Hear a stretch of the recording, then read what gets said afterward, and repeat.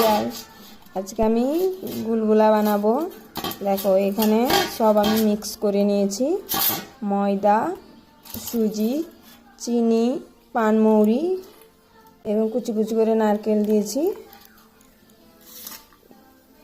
পরিমাণ মতন লবণ দিয়েছি, পানমৌরি দিয়েছি। এগুলো সব আমি মিক্স করে নিব, তেল দিয়ে ছাঁকবো, তারপর দেখো কেমন হয়। কড়াইতে আমি 500 গ্রাম তেল দিয়ে দিয়েছি।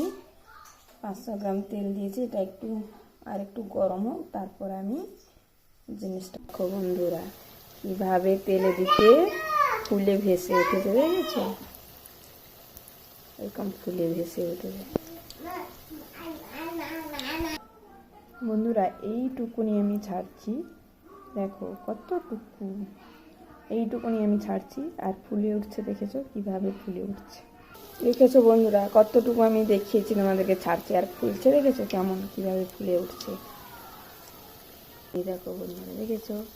এটাকে এই করে আর আস্তে করে উল্টে দেবে, দেখেছো? উল্টাতে চাইছে না, বলের মতন ভেসে উঠছে, দেখেছো? এতটা নরম হচ্ছে।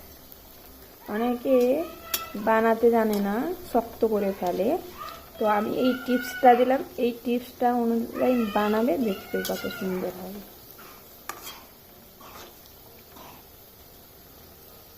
দেখতেও সুন্দর হবে। ভিডিওটা কেউ পুরোটা না শেষ করে যাবে না, তাহলে বুঝতে পারবে না যে কীভাবে বানানো হচ্ছে, ঠিক আছে?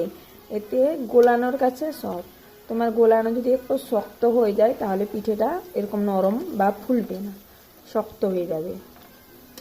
তাই গোলানোর কাছে সব।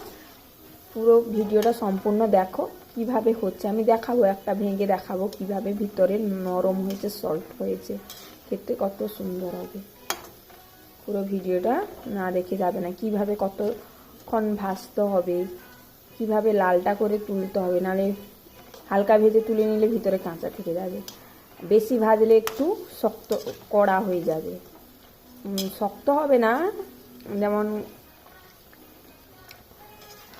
ওপরে এটা একটু হার্ড হয়ে যাবে, তাই মিডিয়াম করে ভাজতে হবে, বুঝেছো বন্ধুরা? আর একটু খালি হালকা খালি ভাজতে হবে, দিয়ে তুলে নিতে হবে। একটা ভেঙে দেখাবো, সুন্দর সফট নরম কিভাবে ভিতরটা হয়েছে, ভিতরটা কত সুন্দর।